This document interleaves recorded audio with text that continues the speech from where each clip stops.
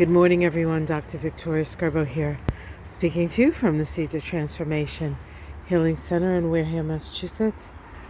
Today is Friday, July 2nd, and the moon is in Aries all day. This could also be for Saturday, July 3rd, if you're in Australia and New Zealand. Day ahead, guys. Always a day ahead. So today we have a supportive connection between Mars and Chiron. Of course, Mars is in Leo, and yesterday it had its exact opposition to Saturn in Aquarius. And so the big story yesterday, at least here in the United States, was the indictment of the CFO of the Trump administration, Alan Weisselberg. And not to make this political, it is an example of Mars in Leo. Now, Mars in Leo can be a very it's a real stimulation of the self. It's a real stimulation of your special qualities, right? A sense of special destiny. I am above it all. I am, for whatever reason, you feel superior to others. Whereas in Saturn in Aquarius is about the structures that will help support the collective. And whether we like it or not, taxes, taxes support, I can talk. Taxes support the collective. And of course, Alan Weisselberg is being held accountable for tax evasion, for not being willing to pay his fair share of taxes, right? Through this sort of 16-year scam that the Trump administration, the Trump organization has perpetrated.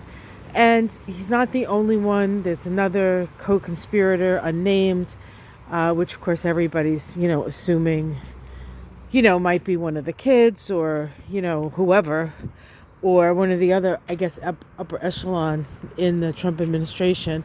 I mean, if they're doing it for Weisselberg, they're probably doing it for almost everybody else. But maybe not to the same extent, right? So I bring it up because that's a perfect example of Mars in Leo opposite Saturn in Aquarius, right? Then we look at the trine today between Mars and Chiron. Now, Chiron is associated with our woundedness, but it is also medicine. It works like homeopathy does, right? A little bit of the hair that bit you sort of thing. A bit, what is it? Taking a bit of the hair of the dog that bit you or something like that. I mean, there's an expression.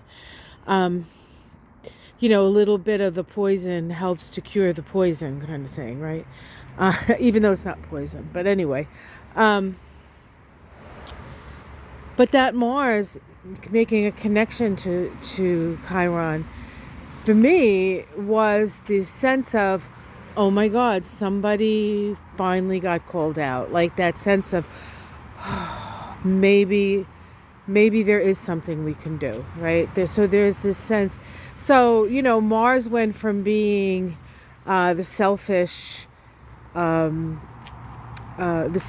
egomaniacal person, not willing to pay taxes, to shifting into this sense of, but he's being held accountable. Things are accountable, and you feel this sort of sense of relief.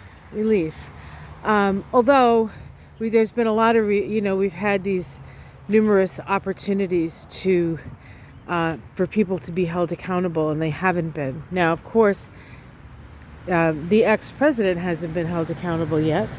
But, that may or may not come. But certainly, whatever the situation, it is going to change things. It's going to change things. And it's probably going to be the end of that particular organization in one way or another, which is going to be a good thing because we do not need that organization around anymore. Right? So that's how I sort of see that energy of yesterday, and then this trine to Chiron sort of giving us some sense of relief and some sense that action can be taken to heal the unadulterated selfishness of this kind of situation, right? I mean, how selfish can be, how self-involved and self-concerned can they be? I also today, and this could be my own personal my own personal sort of Chiron Mars moment. I was listening this morning to the two people who wrote the book on, I think it's called Worst Case Scenario, about the Trump administration's handling of the coronavirus, and just how terrible it was and how it could have been different had they made different decisions, that kind of stuff. So that was also sort of an unveiling of the truth, and a seeing the damages of being so self-concerned and not caring about anybody else, what that can do. And just the mere fact that it's out there gives us an opportunity to look at it and say, wow, this really is worse than we thought, right? So all of this information coming out and such is really part of the uncovering. They're kind of draining the swamp, right? But in other words, looking under the places where we normally wouldn't want to look, right? We're kind of facing our shadow face to face, as at least here in America, as we come to terms with many things. That was a guy walking down the street cursing. I don't know if you heard him. Yeah. So anyway, I'll stop on that because I know a lot of you people get upset with me when I talk too much politics. But it's just such a great example of the energy that is in the heavens. We also today have the moon in Aries make a supportive sextile to Mercury in Gemini. And so that's about action, taking action on information and the like. So a lot of support for action based on information, while Mercury is not completely clear of its shadow. At least it's moving direct. So you might not be able to have it be gospel, but it's probably as close to the truth as we can get at this point anyway. And more truths will come out. So, all right, guys. So it rained a lot yesterday here. I know there are some people out west who would be like, and it cooled it off quite a bit. So we're doing pretty good here so far, although I imagine mosquitoes will come out in force. And if the sun comes out, it's going to be very steamy. But I think we're going to have some rain for a couple of days, actually. So we'll see. I know the garden will be happy about that. And I went to go see Mom last night, and she was, I think she's starting to leave. I think on a certain level, having her here with me gave her access to a life force energy, between myself and my husband, Michael. We're both healers. We're both energy healers, in our different ways.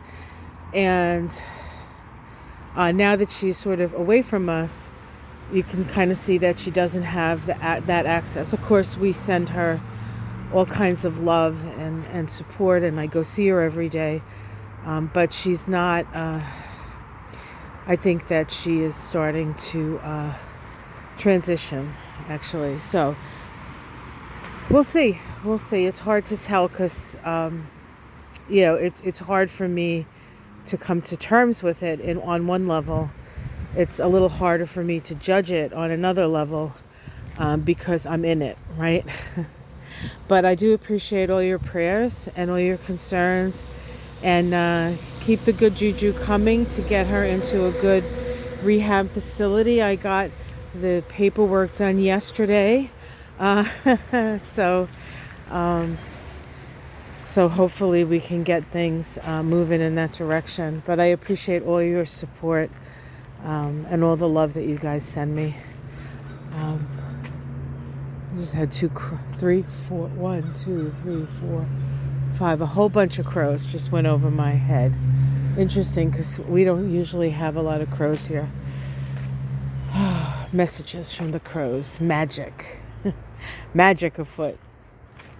The goddess is alive and magic is afoot. All right, guys. Have yourself a great day. Like and subscribe. Much love. I will see you tomorrow. Tomorrow we have the exact square between Mars and Uranus, and we're still under a lot of tension. The Saturn-Uranus square is still very, very potent at this time. Of course, Mars just activated it, which zings it. It's going to activate it again tomorrow. Next week, Venus comes along, does the same thing. So we are in for the change. I think we're ready for the change, and we'll move through this together. Have yourself a great day, and I will see you tomorrow.